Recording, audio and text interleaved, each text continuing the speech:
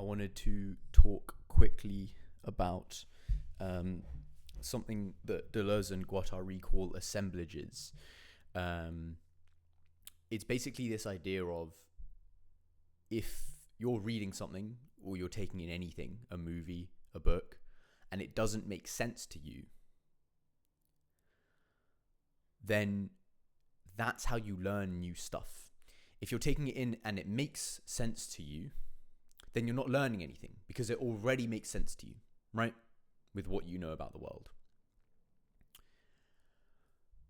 So this is the idea that everything that you could run away from by calling it pretentious because it doesn't immediately make sense to you are the same things that we call assemblages, which could help you make sense of something in the future and therefore grow the explanatory power that you have over your reality. So the meaning is never going to come first. We have this idea, you've got all the meaning first and then you assign the words to them. But actually sometimes the words come first and then you map them onto things and they help you make sense of them and they help you make meaning from your reality. That's what an assemblage is. It's an assembly of signs. Think of a paragraph of text. It's an assembly of words. And you can map that assembly. There's this concept mentioned here, here, and here. And there's this concept mentioned here, here, and here in relation to that other concept. Oh, this maps on quite nicely to this situation in my life currently, or to this mental conception, or it makes me quite excited, or it makes me sad, or this is how it works, right? So you can run away from everything and call it pretentious, but you'll never get anywhere in life. You'll never get anywhere in life, and that makes sense because if you're only following the things that make sense, then you're going to be stuck where you are the entire time.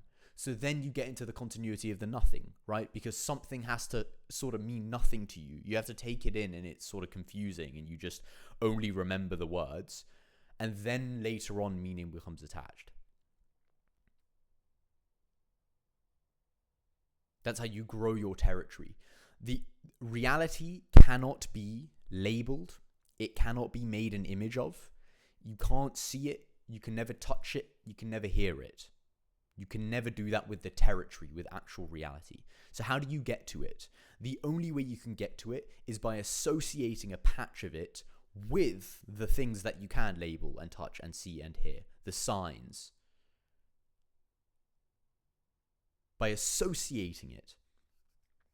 And so everything is placebo in life. The entirety of life is one big placebo effect, which is why I hate when people say, oh, is that placebo? Everything's placebo. It's all associations, including if you even take a drug. This is why drugs can have different effects on different people. Because you can associate the brain chemicals that drug is releasing with whatever you'd like to. Science would tell you that you're just a mechanistic machine and those brain chemicals do something very specific to you. And maybe they do physically, but when it comes to your experience is molded by the association. Your experience can never be measured. All right, it goes from the chemicals to the neurons to the neurotransmitter to the whatever. But how does it get to thisness? This is a problem in philosophy that people have been speaking about for ages. And basically all the intelligent people in philosophy just already know this. And the problems that they're talking about go beyond this. But that's a foundation that we need, that we've been robbed of in the modern world. They don't even let us think like that. Everything is a placebo effect. Nothing is pretentious and everything is pretentious at the same time. And take what works for you as well. Take what interests you. It shouldn't be a slog. You shouldn't just pick any old assemblage off the shelf and hammer it into your brain even though it means nothing to you and hope that it means something to you. No. But it won't immediately make instant sense either. It'll be a seduction. It'll be like, oh, that's kind of interesting. Like, kind of get what he's saying. Maybe I don't really. Maybe I'm just convincing myself that I do. But like, there's an allure to it. Maybe the way that it's shot, this film, draws you in and later on the content clicks. Or maybe the way that this author presents themselves and some other things they've said draw you in to read another one of their books that didn't quite click. But it will, and later on it will, and you'll revisit it. You'll want to revisit it.